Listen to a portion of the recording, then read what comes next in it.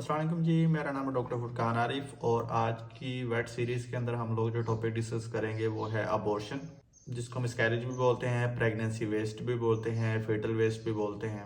सबसे पहले हम इसकी जो हम लोग इस टॉपिक में डिस्कस करेंगे आउटलाइन वो चेक करेंगे। सबसे पहले हमने इसकी डेफिनेशन करनी है कि अबॉर्शन होता क्या है, उसके क्लिनिकल साइंस क्या होते हैं, ओनर किस कंप्लेंट के साथ आपके पास आएगा, उसकी रीजंस क्या होते हैं, उसका आपने डायग्नोस कैसे करना है, उसका ट्रीटमेंट क्या होता है और एट द एंड ये देखेंगे कि इन सब के बाद आउटकम क्या निकलता है, कि इसका फ़ायदा होता भी है कि नहीं होता। सबसे पहले हम इसकी डेफिनेशन की बात करें। अबॉर्शन से क्या होता है कि फॉर एग्जांपल डॉग की नॉर्मल प्रेगनेंसी 62 डेज़ की है या 72 डेज़ तक भी एक्सटेंड करती है। वहाँ से पहले अगर आपकी जो फीमेल डॉग है वो बच्चा फेंक दिया है उसने, तो वो डेफिनेटली वो जो इस चीज़ को अबॉर्शन कहते हैं कि अपनी टर्म तक नहीं पहुंची, उसने अपना बच्चा जो है डिस्कार्ड कर दिया है, इसको अबॉर्शन बोलते हैं। बट डॉग्स के अंदर अबॉर्शन से ज़्यादा जो कॉमन चीज़ है वो फीटल रिसॉर्प्शन होती है। फॉर एग्जांपल अगर आपका डॉग प्रेग्नेंट है, उसके बच्चे के अंदर कोई मसला है, कोई इन्फेक्शन हुआ है उसके बच्चेदानी में या उसको कोई इन्फेक्शन हुआ तो बच्चा फेंकने की बजाय वो अब्जॉर्ब हो जाता है। हमारे पास इस तरह का एक केस आया कि ये डॉग था लेब्राडोर, हमने उसका अल्ट्रासाउंड किया, बच्चा प्रेजेंट था, हार्ट बीट सारी चीज़ें थी। जब उसकी टर्म की डेट आई दोबारा हमारे पास ओनर उसके लेके जिसका डेट ऊपर गुजर चुकी है, इसका अल्ट्रासाउंड दोबारा करके देखा, जब हमने उसका अल्ट्रासाउंड किया तो बच्चा ही नहीं था बीच में। तो इस तरह के केसेस के अंदर फीटर ऑब्जॉर्प्शन या फीट जो अबॉर्शन के अंदर अबॉर्शन में समटाइम आपको बच्चा नहीं भी मिलता। फॉर एग्जांपल फीमेल जो है बच्चा अगर डिस्कार्ड हुआ तो वो फीमेल उसको खा जाती है, जो वाइल्ड इंस्टिंक्ट होती है, तो वो भी एक चीज़ हो सकती है। तो अबॉर्शन से ज़्यादा चीज़ ये होती है फीटर ऑब्जॉर्प्शन होता है। बट अबॉर्शन इस टॉपिक में हम लोग अबॉर्शन को ही डिस्कस करेंगे। तो इसके अंदर जो दूसरी चीज़ हम लोग इस वीडियो में डिस्कस करेंगे जी, क्या इसमें फैक्टर्स क्या होते हैं जो कि अबॉर्शन को ज़्यादा बढ़ाते हैं। इसमें जेनेटिक फैक्टर्स ज़्यादा इंपॉर्टेंट होते हैं। फॉर एग्जांपल जो इनब्रीडिंग होती है, जो आपस में बहन भाई डॉग डॉग या कैट्स की इनब्रीडिंग फैमिली में ब्रीडिंग हो रही होती है, इस तरह के डॉग या कैट के अंदर अबॉर्शन होने के चांसेस ज़्यादा हैं एज कम्पेयर टू के जो दूसरे आउट ब्रीडिंग है या जिनकी इनब्रीडिंग नहीं है। देखते हैं कि जी ओनर आपके पास अबॉर्शन में किस कंप्लेंट के साथ आएगा। पेट ओन क्लिनिक्स पे मोस्टली ओनर अबॉर्शन में आते हैं कंप्लेंट के साथ जी के जो फीमेल है हमारी उसने बच्चे फेंक दिए हैं, अब ये चेक करें कि इसके पेट में कोई और बच्चा तो नहीं है।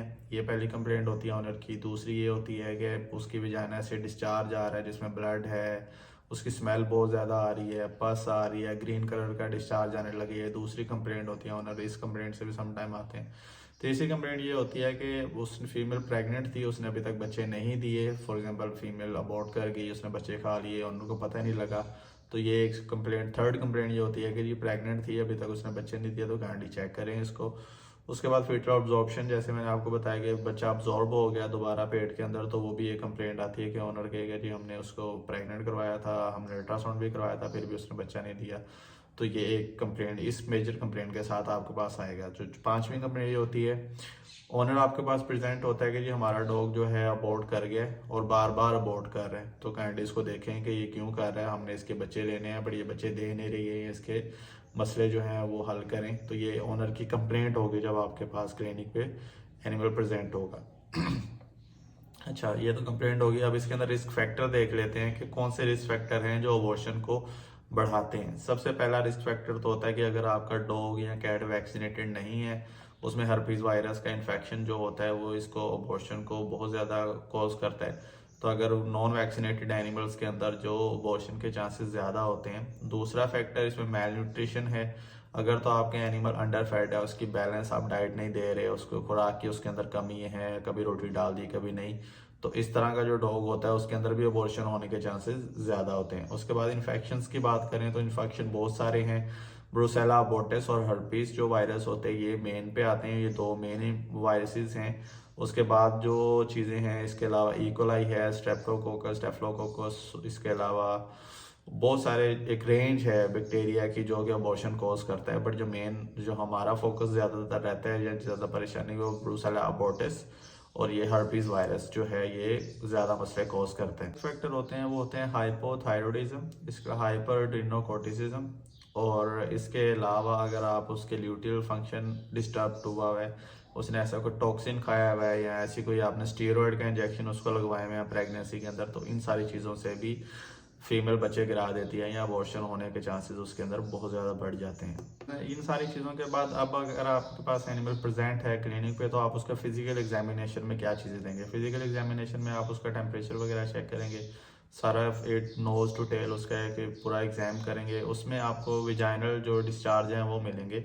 जो नॉर्मली फीमेल के विजाइनल डिस्चार्ज होते हैं वो म्यूकस टाइप होते हैं और उनमें स्मेल नहीं होती। अगर पिंकिश भी हो या ग्रीनिश भी हो तो उनमें स्मेल नहीं होती, बट ड्यूरिंग इन्फेक्शन पाया जो अबॉर्शन हो रहा है तो उसमें बच्चेदानी के जो डिस्चार्ज कर रहा होता है उसके अंदर बहुत ज़्यादा स्मेल होगी, उसका ब्लैक कलर हो सकता है और उसमें रेड कलर भी ब्लड भी निकल सकता है। तो ये चीज़ें जो हैं आपने जहन में रखनी होती हैं, ये फिजिकल एग्जामिनेशन में आपको मिलेंगी।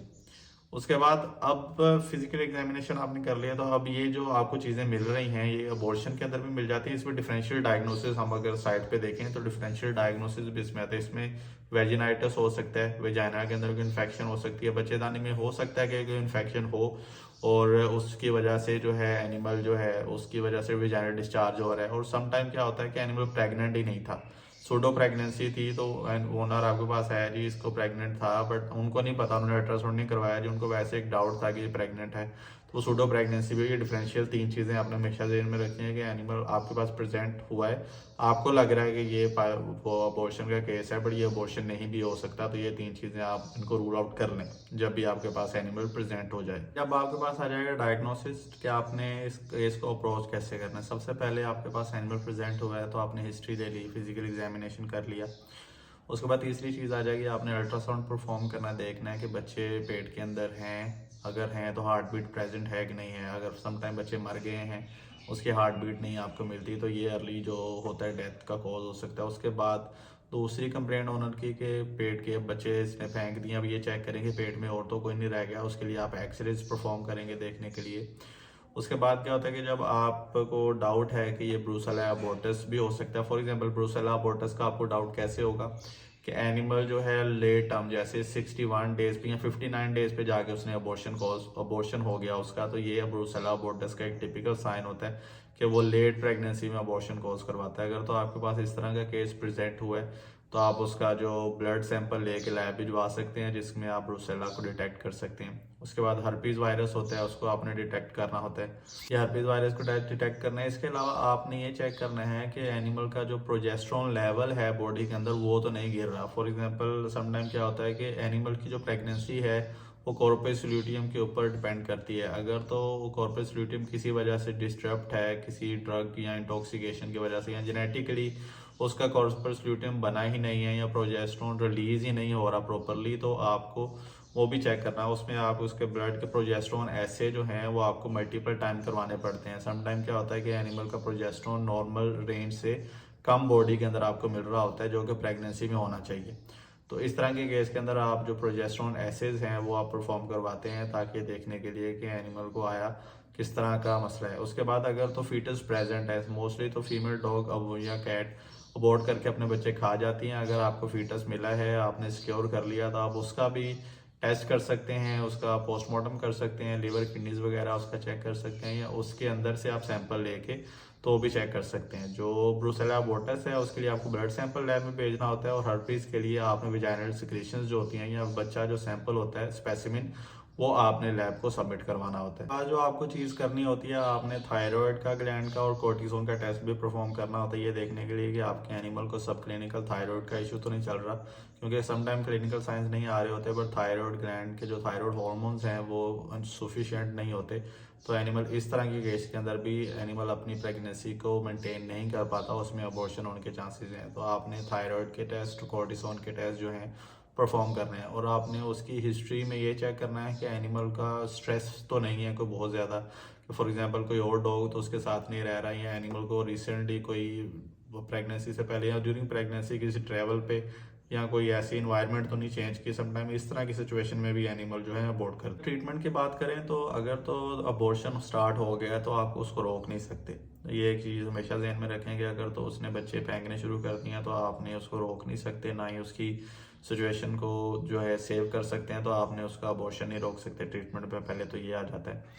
बट आप ये चेक करें, अगर ये फॉर एग्जांपल अगर एक ऑनगोइंग अबॉर्शन है उसका तो कुछ नहीं कर सकते, बट फ्यूचर में आप अबॉर्शन को ऑप्ट कर सकते हैं। देख सकते हैं कि अगर इस बार हुआ है तो एनिमल को दोबारा ना हो।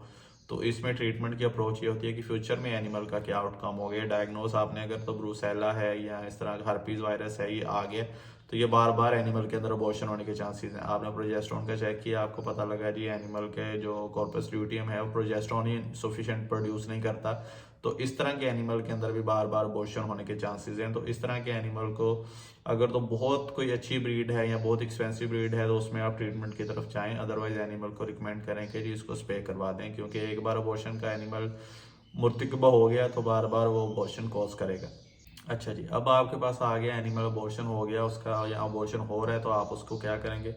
अब आपके पास एनिमल अब प्रेजेंट हुआ है तो आपने उसको एंटीबायोटिक का कवर देना है। फॉर एग्जांपल अमोक्सिसिलिन यूज़ कर सकते हैं, इसके अलावा एनरोफ्लॉक्सासिन यूज़ कर सकते हैं, या कोई थर्ड जनरेशन सेफलोस्पोरिन जो है एंटीबायोटिक इस पूरे अबॉर्शन के केस में आप यूज़ कर सकते हैं। और एनरोफ्लॉक्सासिन ड्यूरिंग प्रेगनेंसी जो है आपने यूज़ नहीं करनी, या सल्फा ड्रग ड्यूरिंग प्रेगनेंसी आपने यूज़ नहीं करने, ये टेट्राजेनिक होते हैं, बच्चों में अबनॉर्मैलिटीज कॉज करते हैं। आप अमोक्सी और सेफलोस्पोरिन ड्यूरिंग प्रेगनेंसी यूज़ कर सकते हैं, ये सेफ ड्रग्स होती हैं प्रेगनेंसी को लेकर। इनके अंदर अगर आपके एनिमल सफिशिएंटली प्रोजेस्टेरोन प्रोड्यूस नहीं कर रहा तो आप उसको प्रोजेस्टेरोन के सप्लीमेंट्स करवाते हैं या इंजेक्शन लगवाते हैं प्रोजेस्टेरोन के, ताकि एनिमल जो कि बेसिकली प्रोजेस्टेरोन हार्मोन जो होता है ये प्रेगनेंसी को मेंटेन करके रखता है। अगर आप उसको प्रोजेस्टेरोन उसकी बॉडी में पूरा नहीं है या उसके अंदर कोई मसला है तो डेफिनेटली फिर एनिमल के अंदर वो इश्यूज प्रेजेंट होंगे, तो आपने प्रोजेस्टेरोन के इंजेक्शन लगवाने होते हैं। बट प्रोजेस्टेरोन का इंजेक्शन लगवाने का एक चीज़ ये ध्यान रखना है कि आप ये प्रोजेस्टेरोन के उन एनिमल्स को इंजेक्शन लगवाना सेफ होता है जिनका रिकॉर्ड आपके पास मौजूद है कि इस डेट को प्रेग्नेंट हुई है, ये इसकी बच्चे की डेट है, इसने इसमें इस डेट को बच्चा देना है। तो या तो आप उसका प्रोजेस्टेरोन का 1-2 दिन पहले रोक देंगे उसको देना, या समटाइम सी सेक्शन भी करना पड़ सकता है इस तरह के केस में। ये बहुत ज़्यादा ध्यान रखना होता है प्रोजेस्टेरोन का इंजेक्शन लगवाते वक्त।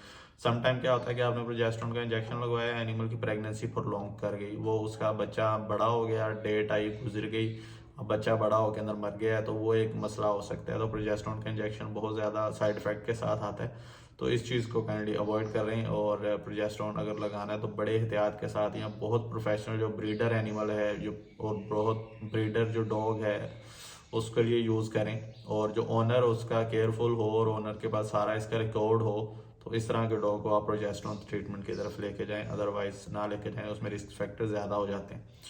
उसके बाद आपकी ट्रीटमेंट के अंदर मैनेजमेंट आ जाती है कि आपने फूड की रिक्वायरमेंट आपने पूरी रखनी है। प्रेग्नेंट डॉग्स जो होते हैं बेसिकली उनके अंदर फूड की रिक्वायरमेंट बहुत इंपॉर्टेंट होती है। रिप्रोडक्टिव सिस्टम वैसे ही बॉडी का लास्ट इंटरेस्टेड सिस्टम होता है, जब बॉडी की सारी रिक्वायरमेंट पूरी हो जाती है तो रिमेनिंग न्यूट्रिएंट्स जो हैं वो रिप्रोडक्टिव सिस्टम को मिलते हैं। अगर आपका डॉग प्रेग्नेंट है तो कोशिश करें उसको मैक्सी स्टार्टर वगैरह पे स्टार्ट कर दें ताकि उसके बच्चों की हेल्थ अच्छी हो, और अबॉर्शन के अगर फूड की वजह से अबॉर्शन हो रहे हैं तो वो ना हो। अगर आपकी कैट प्रेग्नेंट है और आप उसको अच्छा फूड देना चाह रहे हैं तो आप उसको Royal Canin mother and baby जो फूड होता है वो दे सकते हैं। उससे क्या होता है कि एक तो बच्चे हेल्दी पैदा होते हैं और अबॉर्शन होने के चांसेस कम होते हैं।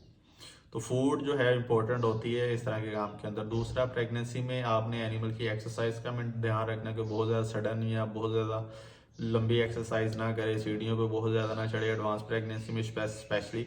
और इसके अलावा आपने एनिमल ड्यूरिंग प्रेगनेंसी आपने उसको ट्रैवल पे नहीं लेके जाना। कुछ लोग उसको ट्रैवलिंग पे, हाइकिंग पे या मरी अपने साथ ले जाते हैं प्रेग्नेंट एनिमल को, या कोई नया डॉग परचेज कर लेते हैं, या रिमेनिंग डॉग हैं घर में उसके साथ कोई उसका इंट्रैक्शन रहता है तो उस स्ट्रेस से भी एनिमल जो है अबॉर्ट कर जाता है। तो ये प्रेग्नेंट एनिमल का आपने ध्यान रखना होता है। अबॉर्शन को आप देखें कि प्रिवेंशन कैसे कर सकते हैं। प्रिवेंशन में सबसे पहले वही चीज़ आ जाती है कि आपने एनिमल की वैक्सीनेशन अप टू डेट रखनी होती है, डिवर्मिंग अप टू डेट रखनी होती है। किसी और डॉग के अंदर ये इन्फेक्शन चल रहा है तो आपने उसको उससे सेपरेट करना है, फूड का प्रॉपर ध्यान रखें, और एनिमल को किसी तरह के स्ट्रेसफुल इन्वायरमेंट से जो है बचाएं। अगर तो आपका एनिमल बहुत ज़्यादा आप उसके बच्चे नहीं लेना चाह रहे हैं या बच्चे इंपॉर्टेंट नहीं है, जिस एनिमल को अबॉर्शन होता है उसको स्प्रे करवा देना ज़्यादा रिकमेंडेड होता है ताकि फ्यूचर में इस तरह की कॉम्प्लिकेशन ना आए, क्योंकि एनिमल एक बार अबॉर्ट कर गया तो उसके अंदर आपको ये चीज़ें बार बार देखने को मिलती हैं। तो एनिमल जब भी ओनर आपके पास आए उसको अगर तो वो इंटरेस्टेड नहीं है बच्चे लेने में, होना ना होना उनको फ़र्क नहीं पड़ता, तो उसको स्प्रे रिकमेंड करें। बट अगर बहुत कोई ब्रीडर डॉग है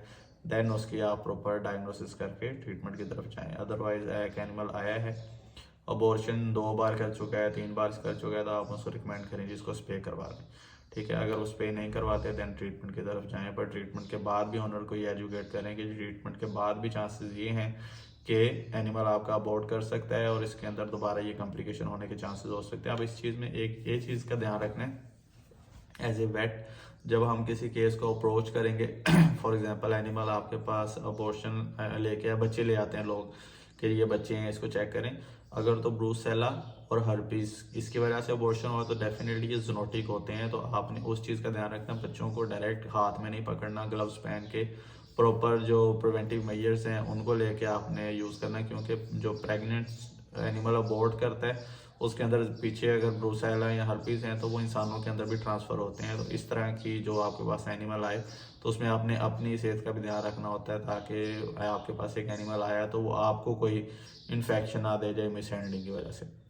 होपफुली वीडियो आपको काफ़ी इन्फॉर्मेटिव लगी होगी। अगर तो आपके इस टॉपिक रिलेटेड कोई भी क्वेश्चन है तो काइंडली कमेंट बॉक्स में कमेंट करें, या अपना आप एक्सपीरियंस शेयर करना चाहते हैं, जैसे कि हम लोग सब स्टूडेंट्स हैं, तो अगर आपके पास कोई ऐसा केस आया या आपने उसका क्या ट्रीटमेंट किया है, आपकी ट्रीटमेंट रिजीम के बाद एनिमल क्या कैसा रिस्पॉन्स किया या एनिमल की क्वालिटी ऑफ लाइफ पे क्या फ़र्क पड़ा, तो अपना कोई इंटरेस्टिंग केस है जो आप शेयर करना चाहते हैं तो वो भी काइंडली कमेंट बॉक्स में कमेंट करें। Thank you very much. अल्लाह हाफिज़।